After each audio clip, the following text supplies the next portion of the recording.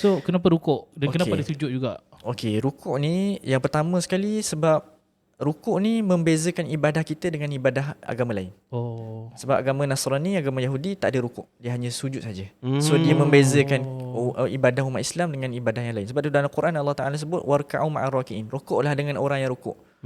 Tapi kenapa tak sujud? Ada ayat lain cerita pasal sujud, tapi cerita pasal agama nak bezakan kita dengan agama lain, dia cerita pasal rukuklah dengan orang yang rukuk. Sebab agama lain tak ada rukuk. Itu yang pertama. Yang kedua, bila kita tengok bacaan kita adalah subhana rabbil azim wa bihamdi. Ini daripada ayat Quran sebenarnya, daripada surah Al-Waqi'ah. Allah Taala sebut 2 kali. Fasabbih bismi rabbikal azim. Bila turun je ayat tu, Nabi berkata, ambil bacaan ni letak dalam kamu punya rukuk. Ja'aluha fi ruku'ikum. Ambil. Kemudian kita baca. Okay, soalan sekarang ni, kenapa kita baca tasbih di dalam rukuk? Jawapan para ulama, sebab rukuk ni badan kita merendah kan. Umpama macam kita tengah down lah, okay, keadaan kita tengah down, maka masa tu tanggapan buruk, sangka buruk kepada Tuhan akan mula naik. So cara kita adalah kita bersihkan Tuhan. Sebab tu nama Subhana, iaitu Maha Suci Tuhan. Tuhan tak buat yang lain-lain yang buruk-buruk untuk engkau tu, sebenarnya tak ada sebenarnya. Tuhan nak buat yang baik saja, tapi kena lalu sekejap ujian ni, nanti Allah Ta'ala bagi yang baik untuk kamu. So macam kita nak sucikan tanggapan kita daripada benda-benda negatif terhadap Allah Ta'ala, kita baca tasbih ketika keadaan badan kita tengah merendah. Subhana, Maha Suci Tuhan. Tuhan tak buat benda-benda yang tak baik untuk aku ni sebenarnya. Yang tak baik ni adalah kita yang rasa sangka buruk kat Tuhan. Tapi nanti akan ada lah benda-benda yang baik kalau kita sangka baik kat Tuhan. Begitu. Itu antara hikmahnya kita baca tasbih ketika mana rukuk. Dan bacaannya hanya satu je lah, tak ada. Bacaan ada lagi, iaitu ada riwayat yang lain, iaitu kalau kita boleh gabungkan pun boleh, sama ada nak baca satu pun boleh, iaitu subhana rabbil azim wa bihamdi, ataupun boleh baca Allahumma laka raka'tu wa bika amantu wa laka aslamtu. Ada doa yang panjang, boleh juga kita baca, tak ada masalah. Itu selalunya yang siapa yang akan ni? Maksudnya? Baca Allahumma tu untuk kita sendiri lah. Ya, betul. Sendiri bukannya ada satu mazhab yang menggunakan benda tu ke, tak ada. Itu adalah juga daripada hadis, boleh mana-mana boleh baca, tak ada masalah. Cuma kalau kita solat berjemaah, itu lain cerita. Sebab kita nak kena ada komitmen, nak kena kejar imam. Itu lain cerita. Cuma kalau kita solat seorang-seorang, boleh latih diri kita baca macam tu. Faham. Okay. Boleh, tak ada masalah. Dan pun ada juga dalam variasi tu, saya tulis yang tu untuk mudahkan kita baca. Kemudian juga dalam ni lah kiranya. Ya. Okay. So kiranya apa segala bacaan dalam solat variasi-variasinya ada dalam ni. Ya. Dan cuma saya tak letak lah, maknanya bacaan tu 1, 2, 3 lepas tu kita terjemah, tak adalah. Saya akan elaborate sikit. Satu persatu supaya lagi faham. Detail lah kiranya buku ni, memang terperinci segala bacaan, segala kenapa benda tu bacaan itu dibaca. Kemudian i'tidal I'tidal. I'tidal, nama i'tidal ni sendiri adalah kita samakan balik kedudukan. I'tidal kan datang dari perkataan adil kan. Adil. I'tidal, kita datang maknanya lepas dah tunduk, berdiri balik, tegakkan balik tubuh. Kita baca sami'allahu liman hamidah pada asalnya bacaan dia. Tuhan mendengar siapa yang puji dia. Sebenarnya dalam direct pun kita dah faham dah, iaitu Tuhan dengar siapa yang puji dia, maknanya Tuhan dengar juga apa yang kita minta yang lain tu. So soalan sekarang, bila kita puji Tuhan? Ini ulama khilaf. Yang pertama, ada ulama kata masa takbiratul ihram lagi, Allahu akbar, Allah Maha Besar, tanda kita puji lah. So maknanya situ. Yang kedua, ada ulama kata masa Al-Fatihah, segala puji bagi Tuhan. Okay, maka khilaf ulama. Tapi nak bagi tahu bahawa Tuhan dengar sebenarnya apa yang kita minta ni. Tuhan dengar apa yang kita puji dia, semua benda Allah Ta'ala dengar. Tapi kadang-kadang bila kita keluar daripada solat kan, kita kata tanggapan hati kita, Allah Ta'ala tak dengar ke doa aku kan. Sedangkan kita solat tiap-tiap hari, kita duk mengaku dengan mulut ni. Itu benda yang kita nak kena faham. Lepas tu, lepas daripada tu, Nabi pernah solat dengan sahabat Nabi. Bila solat, ada orang tambah bacaan. Rabbana walakal hamdu, hamdan kathiran tayyiban mubarakan fi. Penuh dengan keberkatan Tuhan ni, dengan penuh dengan kebaikan semua. Lepas tu Nabi tanya, siapa yang baca macam tu ni? Hadis ni riwayat Imam Bukhari oleh Rifa'ah bin Rafi' radhiyallahu anhu, sahabat Nabi. So bila Nabi tanya macam tu, ada sahabat yang kata, saya baca tadi. So Nabi cakap, tadi masa baca tadi, malaikat berebut-rebut datang nak catat bacaan tu punya pahala. So banyak pahala lakinya. So sampai berebut-rebut malaikat datang nak catat pahala tu. Hanya dengan kita sebut Rabbana walakal hamdu hamdan kathiran tayyiban mubarakan fi. Pendek je, beberapa patah perkataan saja. So tu tanda kepada kita, i'tidal pun jangan tinggal bacaan tu. Sangat-sangat penting. Sangat penting. Kalau terjemahan dia? Rabbana walakal hamdu, ya apa, Tuhan kami, kepadamu lah segala kepujian, hamdan kathiran, pujian yang banyak, tayyiban yang baik, mubarakan fih, yang penuh dengan keberkatan. Oh. Ya, kiranya macam itu di kat penghujung ke kat awal? Sami Di Allahu penghujung. liman hamidah. Rabbana, biasa kita baca Rabbana lakal hamd. Ini Hmm. sambung sikit lagi.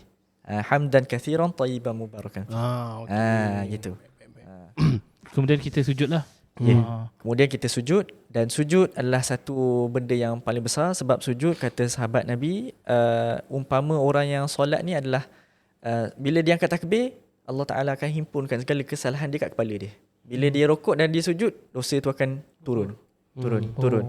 Lepas tu bila sujud, kita buat satu benda yang paling besar, iaitu kita letakkan bahagian paling mulia dekat tanah. Dahi kita, muka kita. Sebab Nabi tak bagi sentuh muka. Kalau nak lempang orang tak boleh. Sebab muka wajah kemuliaan. Okay, tanda kemuliaan manusia ni wajah dia.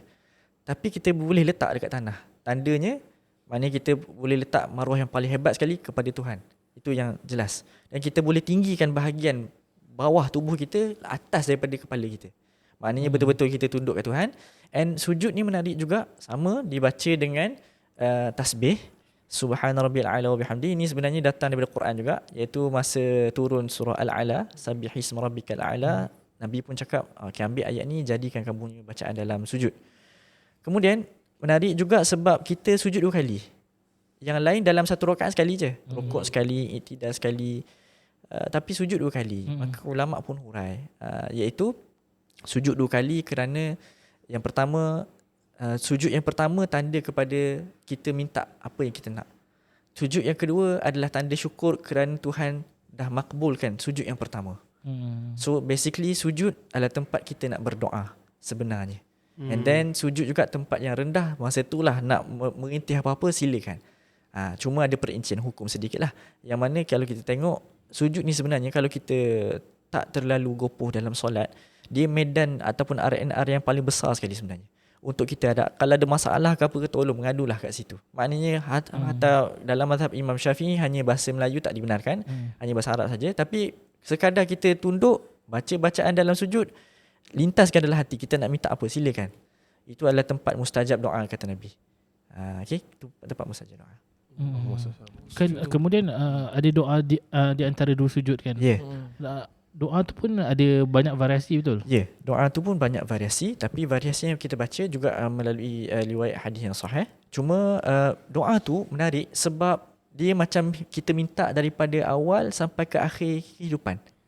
Okay, kita minta Tuhan ampunkan kita. Rabbighfirli warhamni wajburni. Wajburni ni maknanya minta Tuhan backup kita. Jabr ni kan maknanya macam jabirah adalah plaster dalam bahasa Arab. Plaster kan dia ada hanya kita tercedera saja kan. So kita minta Tuhan backup kita bila kita tengah susah. Bila kita tengah ada masalah, minta Tuhan bantu kita. Okay. Kemudian wajburni, wahdini, wa'afini, wa'afani, warzuqni juga ada sama, iaitu minta Tuhan bagi rezeki. Menarik sebab ulama hurai, warzuqni ni maknanya minta duit. Minta harta termasuk duit. So maknanya nak bagi tahu kat sini, ulama nak cakap, nak jadi kaya duniawi tak salah sebenarnya. Yang salah kedekut.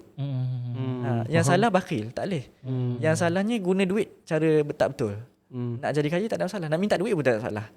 Dalilnya banyak. Iaitu Nabi pun pernah doakan Anas bin Malik supaya banyak duit, banyak dia punya anak dia. Dan betul anak Anas bin Malik ramai, dan dia pun antara orang yang banyak harta juga. So nak minta duit tak ada masalah pun sebenarnya. Dalam warzuqni tu makna kata para ulama, harta dunia, harta akhirat termasuklah duit juga. So kalau kesempitan duit, banyakkan solat. Banyakkan solat, insya-Allah Allah Taala akan bagi kelapangan rezeki kat kita. Kemudian masuk kepada bahagian akhir, kita minta Allah Taala bagi keampunan sekali lagi. So beza antara Rabbighfirli dengan wa'fu anni tu ada beza. Kalau Rabbighfirli maknanya kita minta, contoh macam kita buat kesalahan, malaikat tulis. Rabbighfirli ni Tuhan malaikat potong. Straight through. Kalau wa'fu anni, padam terus macam tak pernah buat. So sebab tu Nabi bila untuk Ramadan juga kan, Nabi bila Lailatul Qadar, Sayyidatuna Aisyah tanya, doa apa yang kita nak baca kalau jumpa malam Al-Qadar kan. Lepas tu Nabi ajar, Allahumma innaka afuun tuhibbul afwa fa'fu anni. Baca di waktu di antara sujud. Sujud. Yang tu baca ketika kalau bertemu malam Al-Qadar. Cuma nak bagi tahu fa'fu anni tu sama macam doa dalam antara dua sujud tu. Sebab nak bagi tahu maknanya Nabi ajar kat kita kalau boleh dosa kita ni biar nanti dibangkitkan dalam keadaan macam baby, tak pernah buat salah. Gitu. So ini ada dalam doa antara dua sujud. Tapi kadang-kadang kita terlalu laju lah, tak sempat nak betul-betul hayati benda yang kita minta setiap hari. Sebenarnya 17 kali minta tu. 17 kali betul tu.